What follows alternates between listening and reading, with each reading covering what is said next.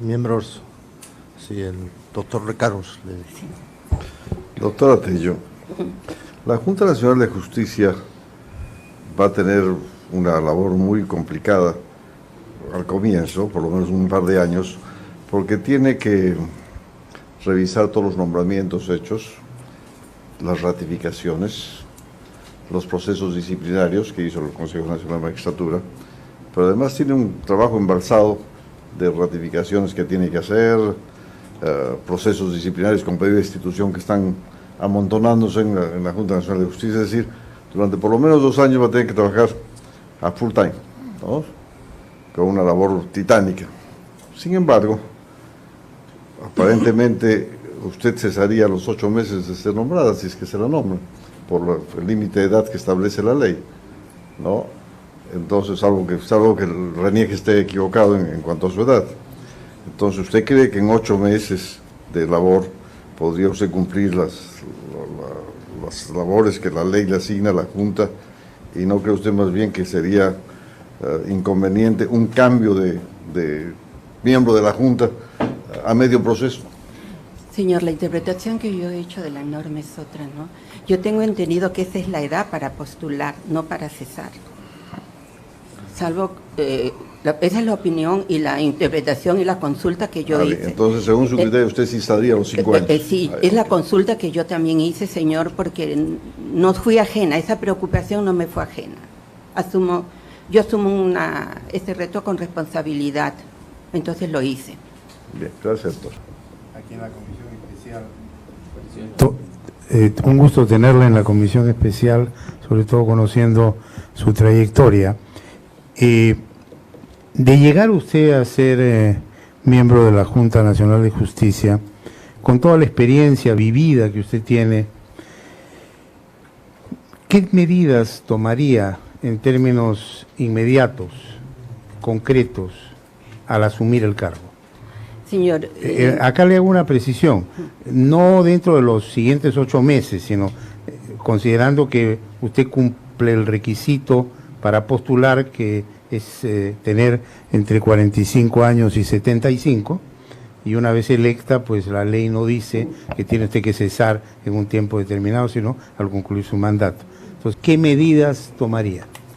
Señor, no, de acuerdo a cuando se declara en emergencia el Consejo Nacional de la Magistratura, se dictan una serie de medidas administrativas y la actual ley orgánica de la Junta Nacional de Justicia ha dejado sin efecto todos los reglamentos y ha suspendido plazos. Vale decir que nos vamos a encontrar con un organismo que tenemos que reestructurarlo, darle una forma. Yo considero que como medida inmediata tendríamos nosotros, en primer lugar, que diseñar un plan de trabajo para los 5 años que vienen, pero un plan de trabajo consensuado, un plan de trabajo para que dure, que perdure, que no. Vamos a recordar cómo la doctora Luz Inés Tello de Ñeco participó en la comisión especial seleccionadora para ser parte de la Junta Nacional de Justicia. Vamos a conocer cuáles fueron las preguntas y cuáles fueron las respuestas para posteriormente ya ser parte de los 7 miembros titulares de la Junta Nacional de Justicia. Escuchemos. Buenas tardes, señores y señoras. Buenas tardes. Buenas tardes. Siento, por favor. Gracias. Señores miembros de la comisión especial, dejo con ustedes a la doctora Luz Inés Tello de Ñeco. Buenas tardes, doctora Luz Inés Tello de Ñeco. Le agradecemos su participación en este proceso de elección de la Junta Nacional de Justicia y en particular su asistencia a esta entrevista, que como sabe está transmitida en televisión por vivo. Vamos a dedicar un tiempo entre 30 a 40 minutos para preguntarle, para hacerle algunas preguntas sobre su trayectoria profesional, solvencia e idoneidad. Y de antemano le pedimos disculpas pues, o si la interrumpimos. También probablemente hagamos preguntas sobre las pruebas de confianza. Bien, si le parece, podemos comenzar. Sí, señor. usted ha tenido una trayectoria larga en el Poder Judicial. Así es. Nos gustaría si nos puede comentar cuál ha sido la mejor y la peor de las experiencias que ha tenido. Yo me inicié en la carrera judicial como juez de paz en mi pueblo, donde yo nací. Es una ciudad próxima acá a Lima, la ciudad de Barranca, y culminé mi carrera en la Sala Penal Especial de la Corte Superior de Justicia de Lima. En esta larga trayectoria profesional, hay una etapa que para mí como juez y como persona fue muy importante, juez de paz. Yo respeto mucho la magistratura y la justicia de paz. Un juez de paz es el juez que está más cerca al pueblo, es un juez más humano. He vivido como juez de paz en mi pueblo y como juez de paz letrado de Lima, muchas veces problemas que no eran estrictamente judiciales, pero que me demostraban que la comunidad, el pueblo, el ciudadano confiaba en su juez. Le traía un problema que muchas veces era de tipo familiar, cosas así, y eso me enriqueció mucho, porque me hizo ver mucho el lado humano del juez. Y no sé si ustedes me permiten, yo le quiero referir una pequeña anécdota que me sucedió como juez de paz no letrada. Recuerdo mucho que se presentó una señora, una campesina que evidentemente no era de costa, y venía para demandar al esposo porque había fallecido el niño que ellos habían concebido, estaban separados, y la señora me traía una lista de gastos que quería arreglar con el esposo. Yo convoqué a la audiencia de conciliación, porque los jueces conciliamos los de paz, y quién sabe, fue el hierro más grande de mi carrera, cuando yo al revisar la lista que me traía esta señora, vi que lo único que buscaba era que le paguen los gastos los gastos que ella había hecho para atender a los invitados al sepelio. Pero yo no veía en esa relación el cajón donde habían enterrado al niño. Y tuve una reacción que hasta ahora me arrepiento de reclamarle, decirle que eso no era lo correcto. Y el esposo me corrigió y me dijo, no es así, porque yo tengo que cumplir con ella, porque en mi comunidad esta es la costumbre. Y al niño se le envuelve en una manta y se le arroja a la fosa. Así era. Entonces eso me hizo ver y me hizo entender, y fue una lección de vida para todo mi desarrollo profesional, lo importante que es que un juez se identifique con el litigante, que se identifique con su comunidad. Porque yo creo que el juez es alguien muy importante, tiene un rol muy importante, pero no es un ser que está fuera de la comunidad. Esa forma de relacionarse debe cambiar. Entonces, esto para mí, como le digo, la justicia de paz para mí fue muy valiosa. Y ya en el plano profesional, quién sabe, también tuve una experiencia de vida y profesional muy rica. Cuando me tocó, fui llamada para integrar la Sala Penal Especial, que juzgó los casos de corrupción y violación de derechos humanos de la década del 90 al 2000. Conocí las interioridades del Estado en lo que es contratación, en lo que es manejo presupuestal, en cómo se distorsionan las cosas, las cuentas, cómo se perjudica a la sociedad con esos malos manejos. Y otra cosa muy dura, cómo no se respeta la vida ajena. Esas graves violaciones de derechos humanos que me tocó juzgar me calaron hondo, muy, muy, muy hondo. Yo tuve una experiencia muy dura de entregar los cuerpos de los campesinos del Santa. Estos señores habían desaparecido en el año 92, un 1 de mayo, y los entregamos 20 años después. Créame que fue una de las experiencias más duras de mi vida. Viví el dolor humano, y por eso es que yo siempre pienso y creo que la justicia tiene que humanizarse, la justicia tiene que estar al servicio del ciudadano.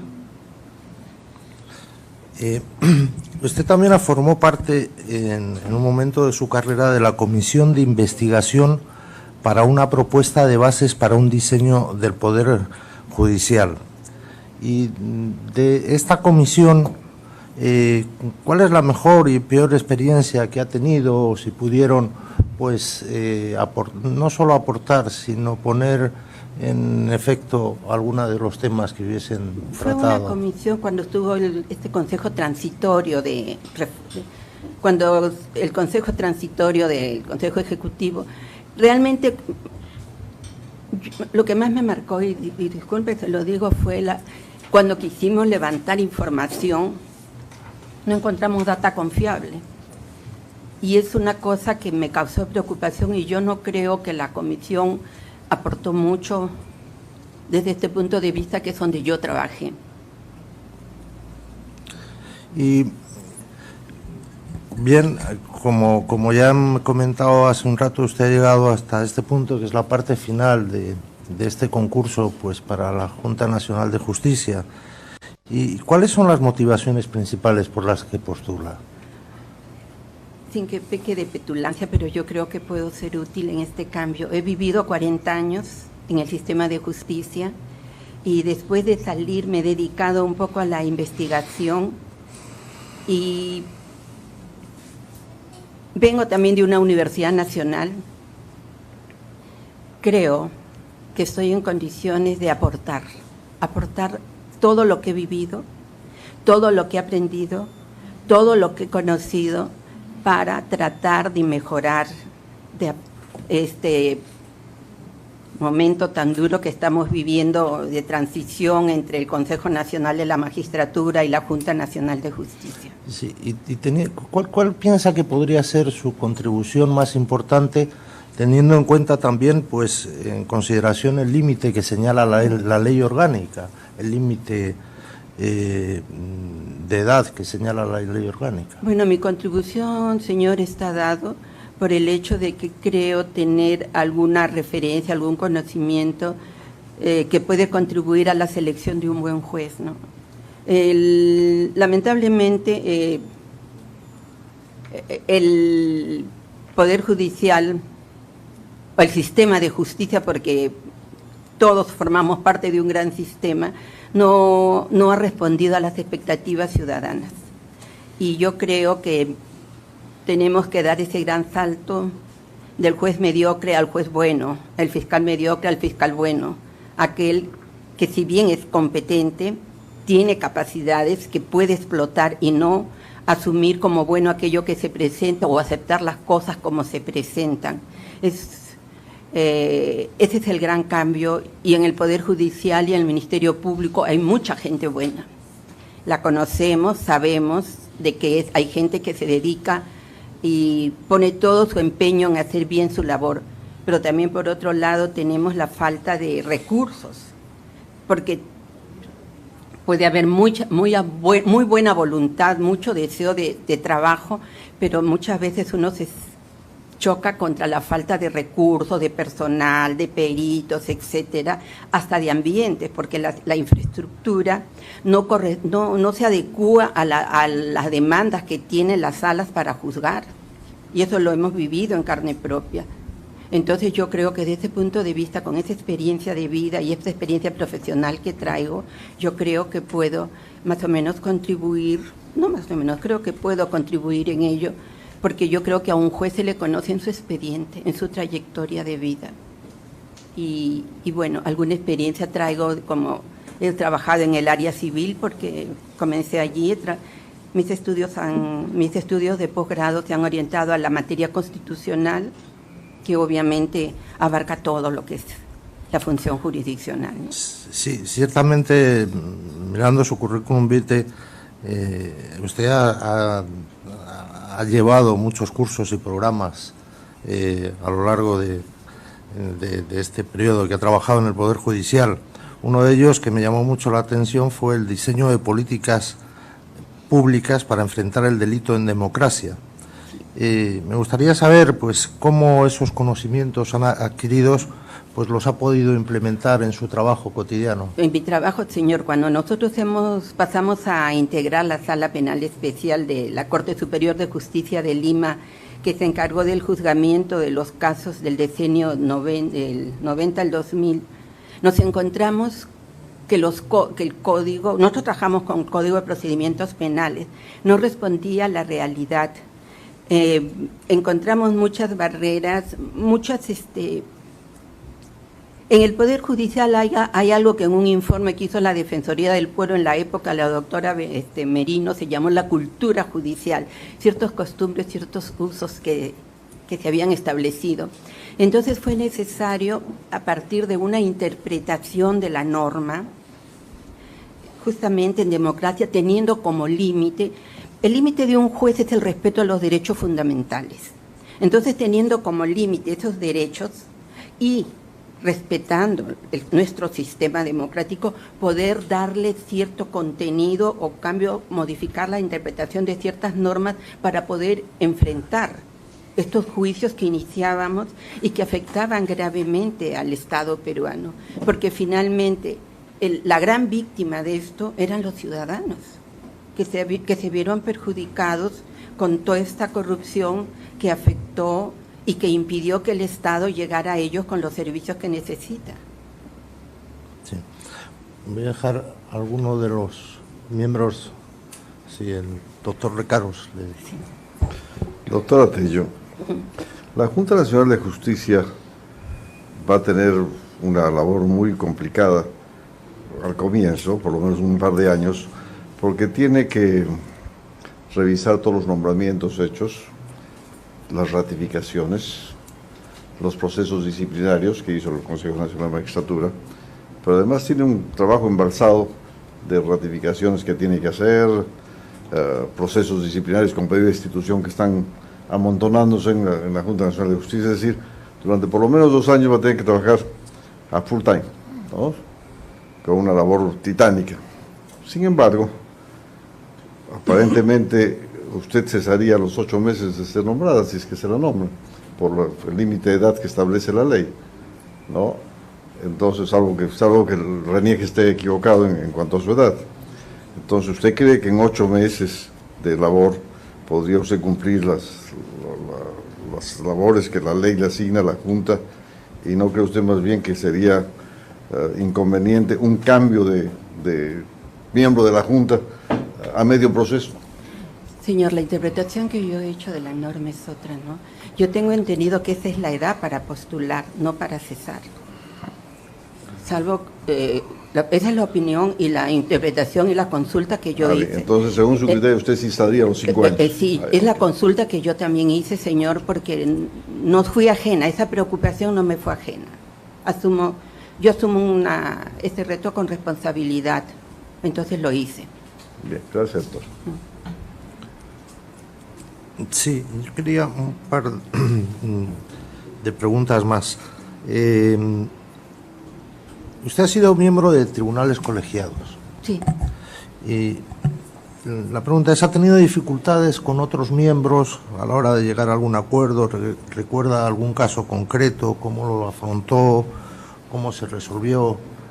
Señor, realmente hay discrepancias cuando uno cuando lleva uno un tema al debate, ¿no? Pero lo importante, yo creo que de las discrepancias no es mantener posiciones irreductibles, sino tratar de llegar a consensos para facilitar la solución del caso. Y cuando nosotros hemos logrado encontrar soluciones que hemos considerado arregladas a derecho y a justicia, lo hemos hecho. Caso contrario, tenemos la facultad legal de mantener el voto singular, el voto en discordia, ¿no? Y se ha hecho con el convencimiento de que uno estaba actuando respetando la Constitución y la ley. Sí. También, de acuerdo a la información que se nos proporcionó, que hemos obtenido, en 1994 el jurado de honor dejó sin efecto su nombramiento. ¿Nos puede relatar un poco el tema y cómo se resolvió finalmente? Sí, señor. Se me hizo, el entonces presidente de la Corte de Lima me impidió jurar, argumentando de que yo tenía un proceso penal en trámite. Realmente se me había hecho una denuncia por un delito de prevaricato, de que yo había defendido a 2 partes en un proceso. Finalmente, vía una excepción, se probó la improcedencia de esta demanda y se archivó, pero ello conllevó a que yo tuviera que seguir un juicio ante el Tribunal Constitucional, un juicio no ante el Tribunal Constitucional, que concluyó en el Tribunal Constitucional y que ordenó que se me tomara el juramento y se me repusiera en mi cargo de jueza superior. ¿Alguna?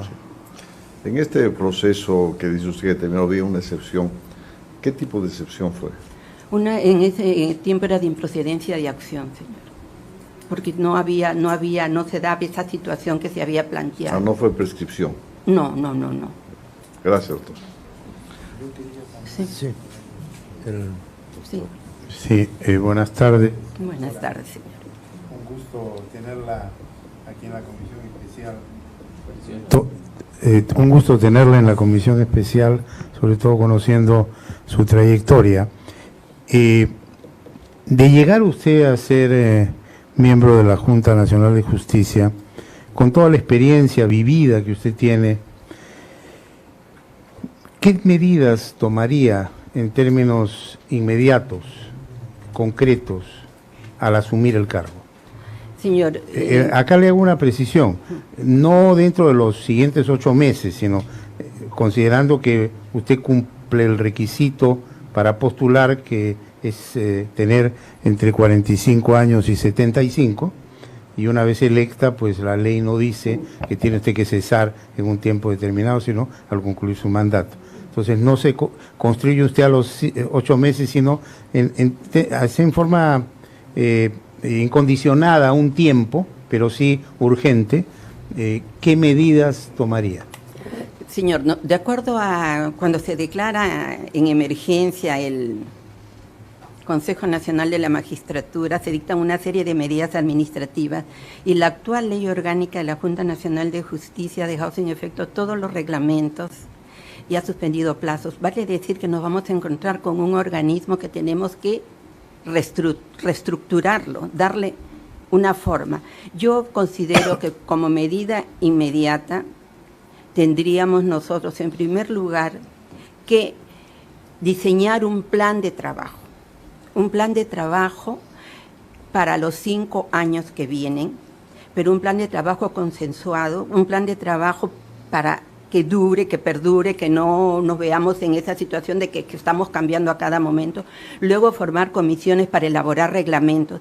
Pero para todo esto, señor, necesitamos tener una data, un conocimiento exacto de qué vamos a encontrar, pero una data confiable, que nos permita a nosotros diseñar las acciones inmediatas, las acciones de mediano y de largo plazo.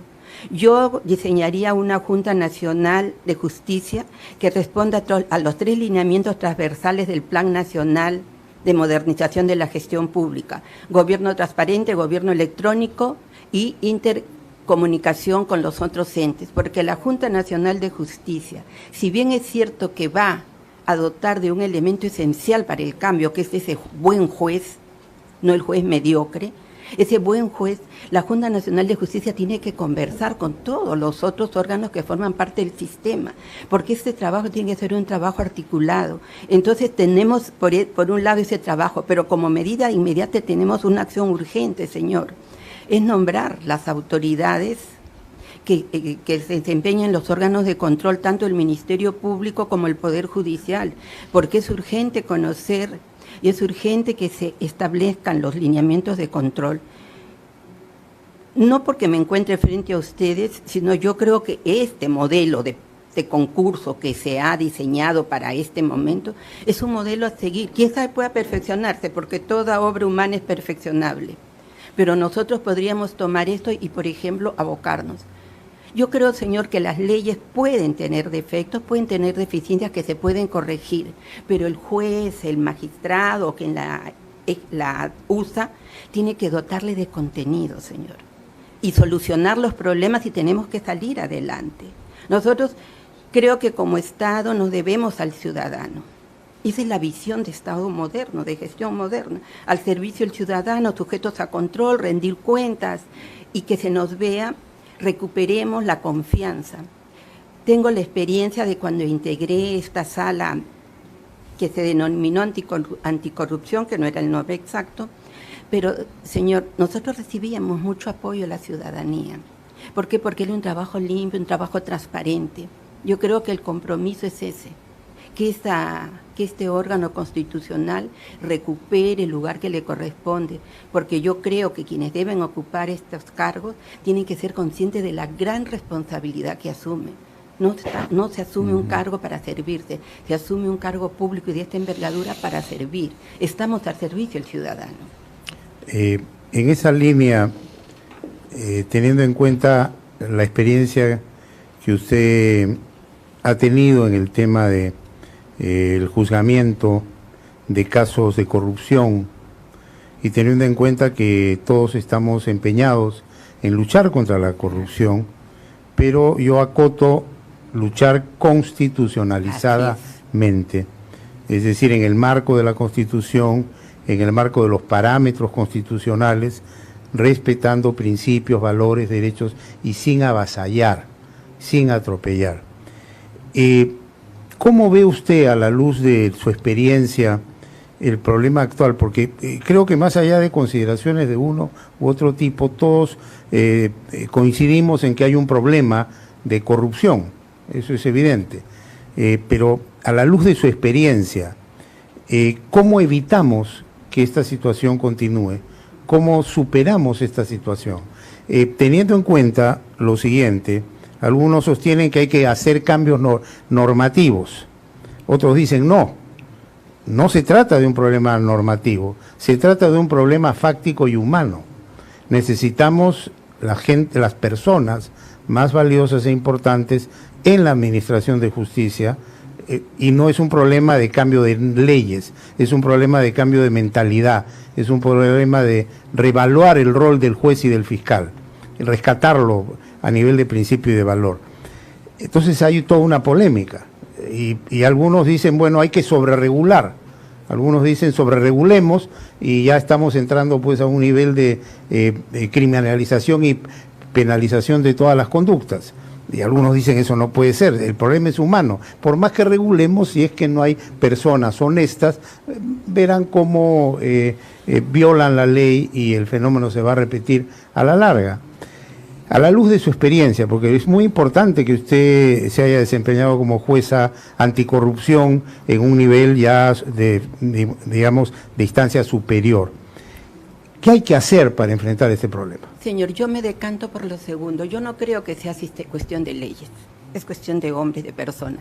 Yo el año pasado tuve oportunidad de integrar el panel que comentó un libro que ha trabajado, muy interesante, que ha trabajado el IDEPUC con la Escuela de Gobierno de la Universidad Católica, y es ética judicial.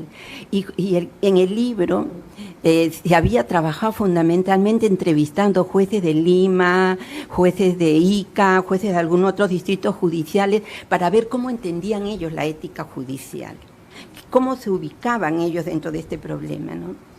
Lamentablemente una de las conclusiones era que sí eran conscientes del rol que tenían, porque el juez es un contralor de legalidad. El juez es un hombre que está para impartir justicia, con sus límites, como acabo de decir, y usted también me lo ha recordado, señor. Los límites son el respeto a los derechos fundamentales, porque el juez está sujeto a la Constitución, a la ley. Pero ¿dónde venía el problema? En que eran muy fácilmente influenciables tanto por factores externos como por factores de presión como prensa, lo que generaba condiciones muy fáciles o un sistema proclive a la corrupción. Entonces, ese es un trabajo muy interesante que yo lo seguí profundizando y que me parece que con otras herramientas más adicionales, y mucho hay ahora en tecnología, porque, por ejemplo, yo para esta entrevista he revisado algunos documentos y creo que hay formas en que nosotros podamos tecnificar este proceso de elección para, como le dije hace un momento, coger el buen juez. Hay un filósofo canadiense, de Cole, creo que yo no estudio filosofía, pero me gusta leer algunos artículos, y él dice: el concepto del hombre mediocre ya no es el de ingenieros. El hombre mediocre puede ser un hombre competente, pero que, como en estos casos, acepta lo inaceptable y se somete a lo que viene. Entonces nosotros tenemos que tratar de buscar un juez, que los hay muchos, señores, yo los conozco, hay muchos que no aceptan la situación como está dada, sino que buscan el cambio y buscan, tienen vocación de servicio para servir al país. Sí, una pregunta adicional, doctora. ¿Cómo lograr un juez y un fiscal inmune, absolutamente inmune a las presiones mediáticas? Que no tenga una actitud genuflexa frente al poder mediático, que sea capaz de erguirse vigoroso frente a cualquier presión y decir no, yo rescato la justicia, el derecho, etcétera. ¿Cómo lograr ese objetivo?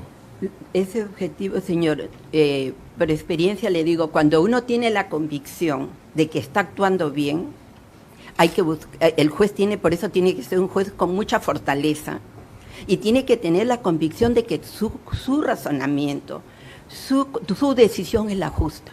Un juez que llega a una decisión justa, que se convence de que lo que está aplicando es el derecho con respeto, es un juez que resiste, es un juez que sabe afrontar cualquier situación, igual que un fiscal. Nosotros en este sistema trabajamos muy de mano con los fiscales en las luchas y sabemos de la preocupación que hay en el Ministerio Público también por levantar la imagen. Hemos trabajado con muy buenos fiscales, señor. Muchas gracias, doctora. Sí, doctor. Sí.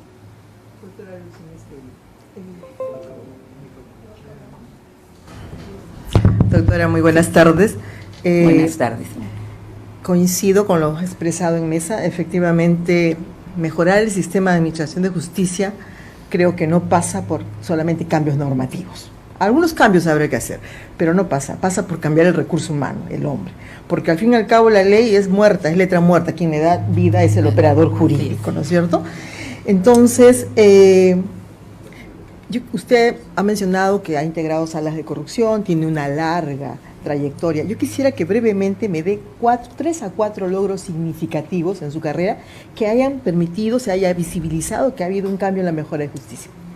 Un logro muy importante para nosotros, doctora, cuando iniciamos la labor, fue introducir al proceso a la víctima, porque siempre se hablaba el acusado, el agraviado, pero la víctima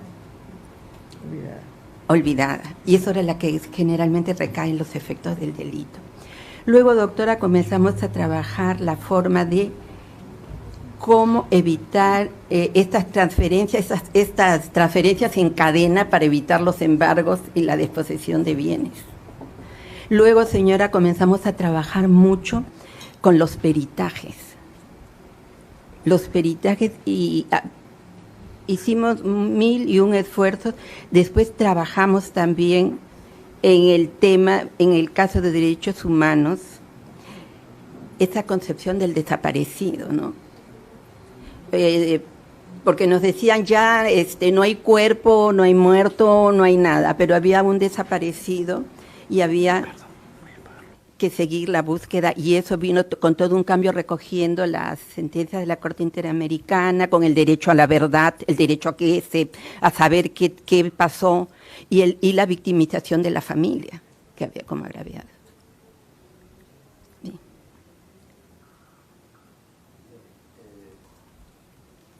Doctora, para finalizar la entrevista, ¿quisiera usted agregar alguna cosa? Señor, repetir lo que les he dicho, creo que puedo ser útil en este cambio, si que ustedes tienen a bien designarme. Pondré todo mi esfuerzo, como siempre lo he hecho, en la labor que se me encomienda. Soy muy respetuosa de los derechos de las personas, los derechos fundamentales de las personas, y como magistrado o miembro de cualquier órgano del Estado siempre me voy a conducir con sujeción y respeto a mis principios. Soy una mujer, como ustedes acaban de decir, una mujer adulta que tiene sus principios bien formados, su mente ya muy firme y muy decidida, y he aprendido en la vida muchas cosas, y esas son es mi camino de vida, ¿no? Lo he hecho. Respeto mucho la memoria de mi padre y el orgullo que tienen mis hijos porque su madre es una mujer honorable. Muy bien. Muchas gracias, doctora Tello. Gracias. Muy amable. Ya escuchamos la entrevista a la doctora Luz Inés Tello de Ñeco frente a la Comisión Especial para la selección de los miembros de la Junta Nacional de Justicia. Recordar que la JNJ es en reemplazo de la CNM, o también conocida como Consejo de la Magistratura o Consejo Nacional de la Magistratura. Esto se llevó a cabo en el año 2019 para posteriormente el año 2020 ya ser parte de los 7 miembros titulares de la Junta Nacional de Justicia. Pero recordemos que la doctora Luz Inés Tello de Ñeco prácticamente ha estado en este halo de controversia por el tema de su edad, y obviamente esto está relacionado al artículo 156 inciso 3 de la Constitución Política del Perú, donde básicamente hay un debate extenso si es que este artículo básicamente menciona si es solo para acceder al cargo o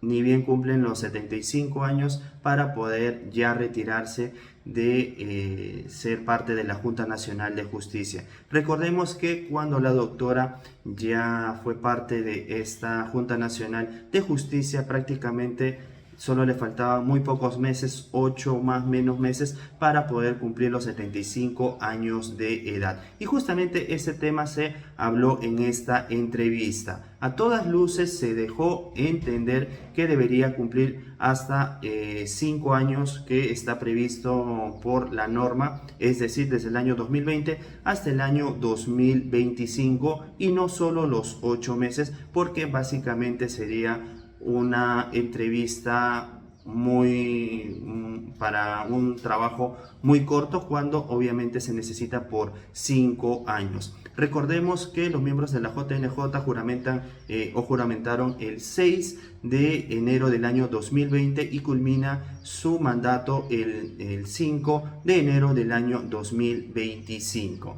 Pero mientras se debatía este tema de la edad también en esta entrevista, recordar que posterior, obviamente estamos centrándonos en el tema de la edad porque ha sido el tema más mencionado de la doctora Luz Inés Tello de Ñeco, más allá de otras preguntas, ¿no?, que también han sido muy importantes para poder obviamente acceder a este cargo. Posterior a haberse convertido en parte de la JNJ por parte del Congreso de la República, no solo por la doctora o la congresista Patricia Chirinos, sino por otros congresistas como también Jorge Montoya, buscaron su remoción y posteriormente su inhabilitación respectivamente, justamente por este tema de la edad de la doctora Luz Inés Tello de Ñeco. La primera de Patricia Chirinos, que básicamente era por falta grave, y uno de ellos era el tema de la edad. Después hubo una denuncia constitucional por parte del congresista Jorge Montoya, que también versaba en la edad, y cómo los miembros de la JNJ prácticamente hicieron causa común para que permanezca en esta institución, que tiene una labor muy importante porque es de poder nombrar jueces, fiscales, en este caso también volver a evaluarlos para poder mantenerlos en este cargo tan importante que es de jueces y fiscales. Bien, hemos entonces escuchado cómo fue esta entrevista frente a esta comisión especial que estuvo integrado por muchas personas o políticos muy conocidos, como por ejemplo, en ese caso representantes, mejor dicho, de estas instituciones como del Ministerio Público. Estamos hablando de la fiscal de la Nación en su momento, Zoraida Ábalos, también el presidente del Tribunal Constitucional, Ernesto Blum, entre otros. Bien, entonces, ¿ustedes qué opinan acerca de todas las preguntas que se realizó? Si ustedes hubiesen hecho otras preguntas, o en su defecto las preguntas fueron las acordes para que posteriormente la doctora Luz Inés Tello de Ñeco se convierta en parte de la Junta Nacional de Justicia. Y también déjenme saber si ustedes creen que los cuestionamientos del tema de la edad son parte de este escarnio que se le ha hecho a la doctora Luz Inés Tello de Ñeco, o básicamente ya es un tema político. Bien, eso déjenmelo saber en los comentarios. Recordar que estamos realizando estos videos para poder recordar a todos los políticos que han llegado a un cargo importante, bueno, en ese caso de la doctora Luz Inés Tello de Ñeco, porque la Junta Nacional de Justicia es seleccionado justamente por el Ministerio Público, el Tribunal Constitucional, el Defensor del Pueblo, quien justamente es el que encabeza esta comisión especial. Y justamente el Defensor del Pueblo es elegido por el Congreso. El Tribunal Constitucional, los miembros son elegidos por el Congreso. Por eso mencionamos, obviamente, que podrían, hasta llamarse cargos políticos. Muy bien, amigos de JF Digital, ha sido un placer estar al otro lado de la pantalla. Vamos a seguir realizando estos videos para recordar exactamente cómo llegaron al cargo muchos políticos, ya sea al Congreso o a otras instituciones importantes de la justicia, o en este caso de instituciones importantes para todos los peruanos. Somos JF Digital, informó José Fernández, para más noticias de política y actualidad peruana.